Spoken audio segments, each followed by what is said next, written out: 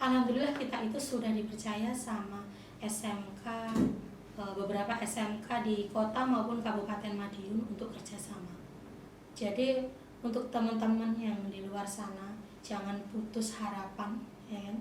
Jangan berhenti di sini mengais ilmu. Dan kebetulan kita ini dipercaya sama kartu prakerja, lalu digital platform atau marketplace yang sudah kerjasama sama kita.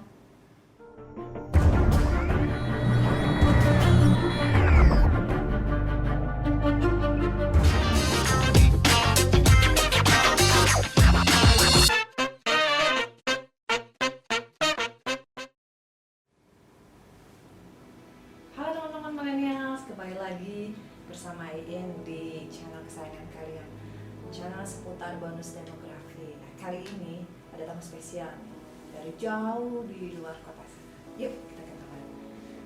Ada Ibu Fitri Albasitu. Selamat datang Ibu. Selamat datang Bu Iin. Assalamualaikum. Waalaikumsalam. Gimana kabarnya Bu, sehat? Sehat, alhamdulillah, meskipun agak serak ya. Oh ini iya, ya. apa-apa serak-seraknya kan serak-serak basah gimana gitu. Oke. Oke, Ibu Fitri Albasitu, sedikit saya jelaskan tentang Ibu Fitri itu siapa sih gitu ya. Sedikit kasih bocoran, beliau adalah seorang owner YP Fitri Albasitu Yayasan Pendidikan. Pengen tahu lebih banyak lagi tentang apa itu YP Fitri Albasitu? Yuk, Ibu Fitri, boleh Ibu cerita tentang apa itu YP Fitri Albasitu? Sebenarnya nama saya itu Fitri Wahyuningsih. Oh iya. Sebenarnya ya. Tapi karena ketika dulu awalnya mau nge-brand namanya yayasan saya itu, saya ingin lebih bermanfaat buat orang lain, makanya namanya saya ambil dari Asmaul Husna. Jadi Albasitu itu dari Asmaul Husna yang artinya melapangkan rezeki. Nah gitu. Awalnya sih yayasan pendidikan saya ini adalah yayasan yang ngamal ilmu sebenarnya tujuannya. Jadi ingin lebih bermanfaat buat orang banyak, tetapi manfaatnya itu bisa dikenang, dirasakan, dan bisa dimanfaatkan oleh banyak orang di sekeliling saya, sebenarnya gitu. Oke, Bu pengen tahu lebih banyak lagi nih Bu. Iya, Ibu dari Madiun ya? Iya, Sedikit saja tentang Ibu. Asal, kemudian ya kota mana, teman-teman pada pengen tahu nih, Ibu ini dari mana sih? Gitu. Sebenarnya saya dari Madiun. Besar saya itu tahun 2014 saya baru pindah ke Madiun.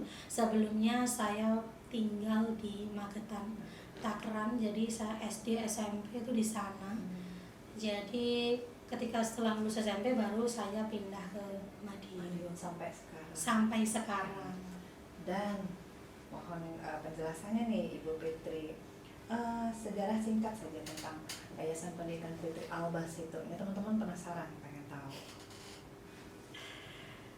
Yayasan Albasitu itu berdiri tahun 2017 yang aku ceritakan tadi, yang ngamal ilmu, tujuan ngamal ilmu.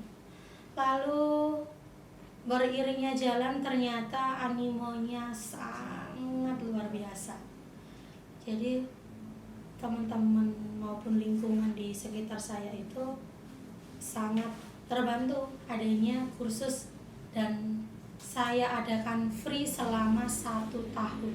Wow, luar biasa. 1 tahun. Bidang apa saja itu? Kemarin itu ada aplikasi perkantoran, jadi Microsoft Word, Excel, PowerPoint gitu. Lalu desain grafis, lalu terakhir itu juga yang paling rame yang awal-awal itu 2017 itu ya aplikasi perkantoran itu. Belum semarak saat ini yang ada program baru digital marketing ataupun desain teknik kayak AutoCAD, lalu kayak SketchUp kayak gitu, belum semarak ini.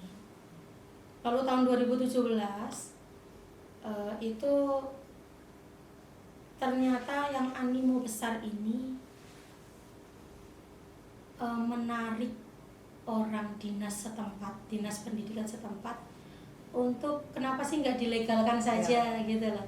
Jadi akhirnya di situ kita gimana sih Pak caranya nanti untuk di perizinan seperti itu. Ternyata ya mungkin kuasa Allah, tangannya Allah lagi. Kalau Allah tidak mengkehendaki, kalau Allah nggak kun fayakun, itu juga nggak akan terjadi. Izin itu pun yang seharusnya teman-teman yang lainnya itu minimal 3 bulan, di tempat saya itu hanya sebulan. Luar biasa ya. Lalu ada nomor pokok sekolah itu juga yang seharusnya 3 bulan, dan untuk lamanya lembaga itu juga diperhitungkan. Ternyata saya 2 minggu sudah keluar turun. Iya, habis itu berkiprah, ada pelatihan PKK namanya. Itu programnya pemerintah dari provinsi, dari pusat, dari Kemdikbud langsung. Kayak gitu. Di tahun 2018 saya dipercaya untuk yang pertama kalinya. Hampir nggak percaya sih, ada nama Fitri Albas itu dalam pengumumannya itu. Lalu kita sembari berjalan tahu akhirnya seperti apa sih PKK. PKK itu adalah program kecakapan kerja. Itu adalah program untuk penambah keterampilan bagi orang yang tidak mampu. Jadi untuk teman-teman yang di luar sana, jangan putus harapan, ya kan? Jangan berhenti di sini mengais ilmu, ya kan? Mengais ilmu itu sangatlah banyak tempatnya, banyak waktunya, dan yang terpenting adalah niatnya. Itu kalau yang selama ini saya ajarkan ke anak-anak saya maupun ke tim saya.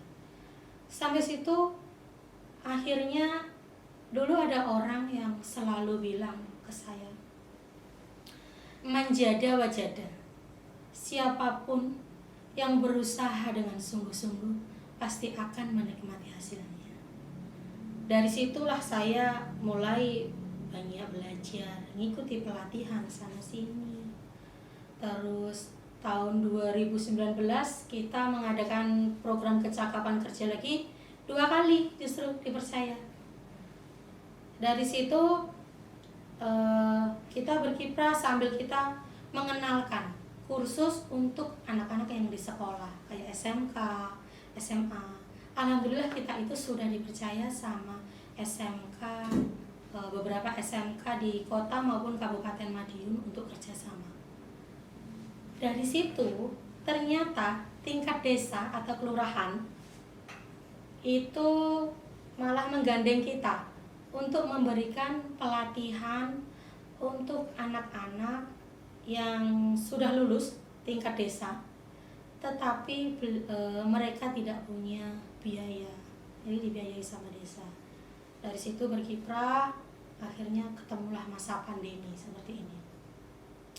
Masa pandemi yang seharusnya dulunya offline, apa-apa serba offline, sekarang dituntut untuk daring ataupun online. Di situ saya belajar bahwa kita itu harus lebih bermanfaat untuk banyak orang. Tidak hanya di sekitar kita, tetapi juga di seluruh Indonesia.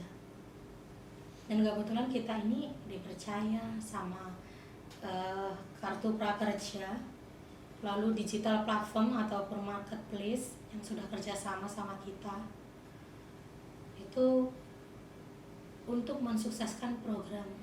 Jadi yang anak yang belum tahu IT akhirnya harus belajar IT ataupun belajar daring itu seperti apa sih, meskipun terkadang kita susah ngatur kan, namanya online. Iya kan, namanya online itu susah banget karena luas banget dan kita tidak tatap muka, dan kita itu justru harus jadi lebih lagi daripada ini.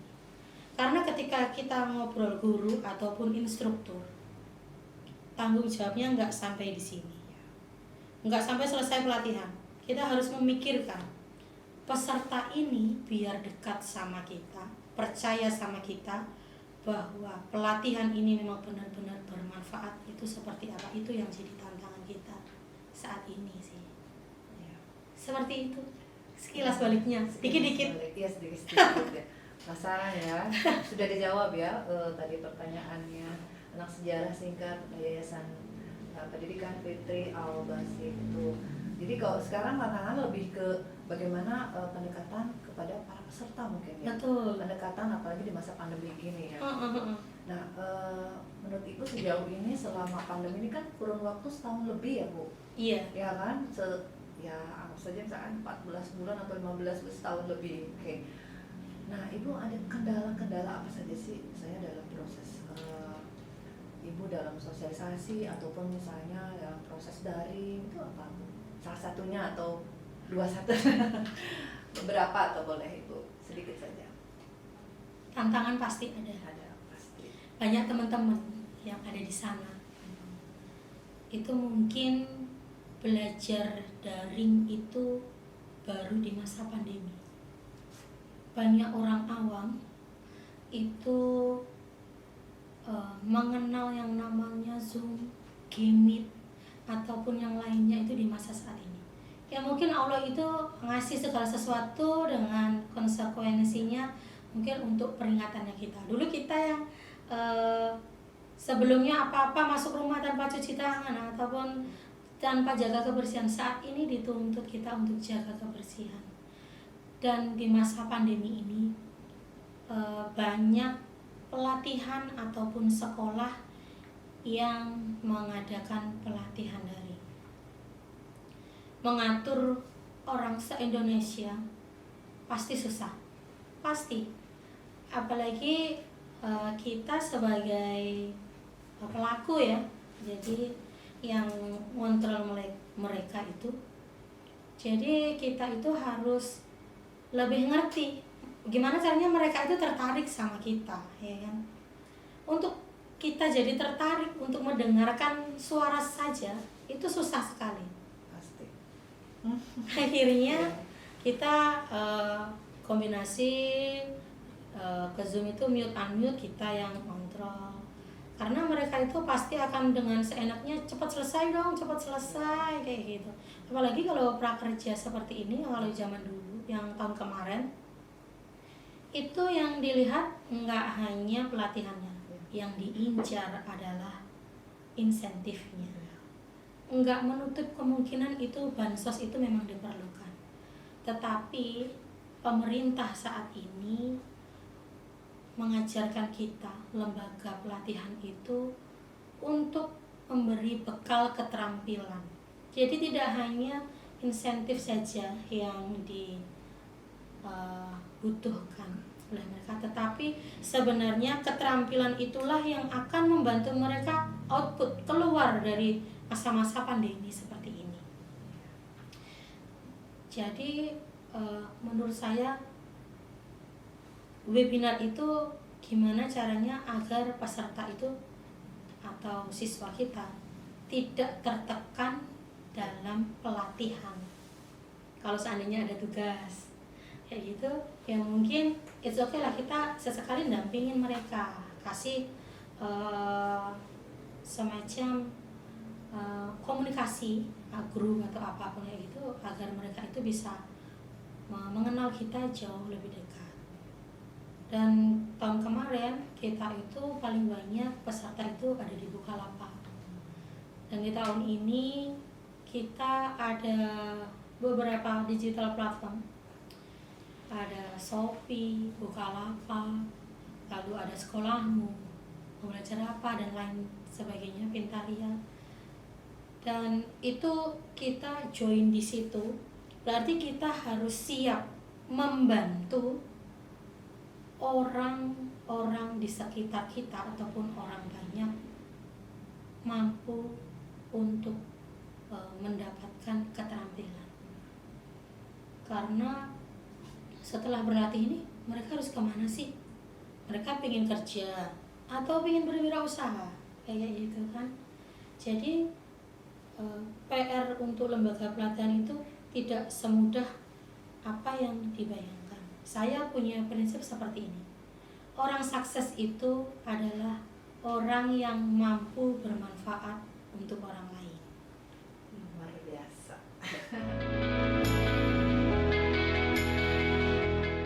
Kita itu di email, dapat email dari Bukalapak ataupun dari Shopee. Mau nggak sih Fitri Albas itu gabung dengan kita? Sama halnya kayak gini, ada statement seperti ini, sabar pada batasnya. Bagi saya nggak seperti itu. Antara lembaga, pemerintah, masyarakat, maupun orang umum ataupun pelajar, kalau kita bersinergi, itu akan jauh lebih bagus dan hasilnya pasti amazing.